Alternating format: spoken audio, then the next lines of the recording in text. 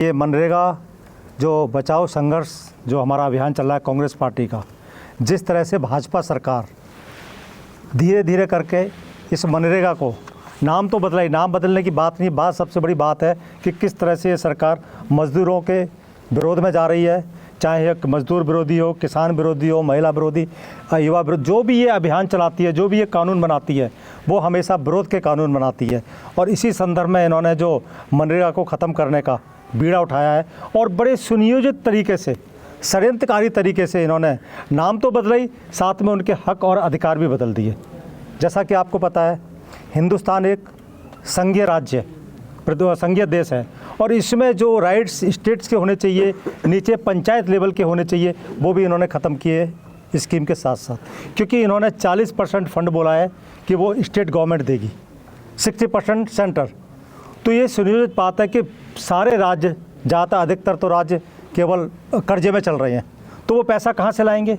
जब पैसा ही नहीं होगा तो वो रोज़गार कहाँ से देंगे? और वो भी जो पहले 100 डेज़ का जो रोज़गार था, वो उनका एक राइट्स था, मतलब एक्ट था, वो कानून था वो कि उन्हें देना पड़ेगा, लेकिन अब इन्होंने ऐसा भी ख़त्म कर दिया।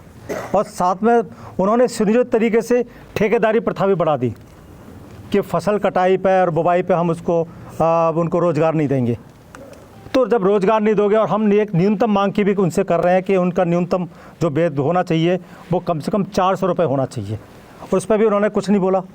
तो हो सकता है कि मज़दूरों का शोषण भी बढ़ेगा इससे।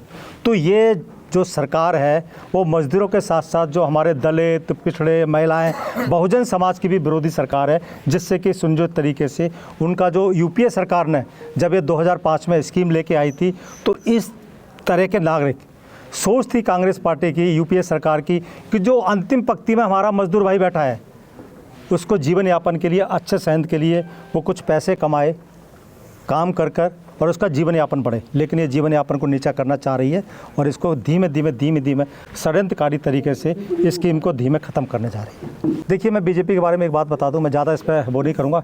बीजेपी हमेशा इश्यूज़ को भ्रमित करती है, जो भी मुद्दे होते हैं दिग्भ्रमित करती है, और सबसे ज़्यादा भ्रष्टाचार तो उनकी सरकार में है। जब वहाँ पूरा नीचे हमने पंचायत व्यवस्था को, जब हमने उनको ये अधिकार दिया था कि जो देगा वो नीचे का पंचायत सिस्टम का उनको मजदूरी देगा, जो एक आईएएस ऑफिसर या मंत्री जो केंद्र सरकार में बैठा है, उसे ये नहीं पता कि दादरी के किसी गांव में क्या समस्याएं हैं, कहाँ रोज़गार देना है, किस मजदूर को देना है। तो भ्रष्टाचार तो ये खुद बढ़ा रहे हैं। जो इन्होंने बोला है कि हम ठेकेदारों के द्वारा, तो उसमें ठेकेदारी प्रथा ज़्यादा बढ़ेगी और उसके द्वारा ज़्यादा होगा। तो ये भ्रष्टाचार तो खुद बढ़ा रहे हैं और इनके अधिकतर मंत्री भ्रष्टाचार में डूबे हुए हैं।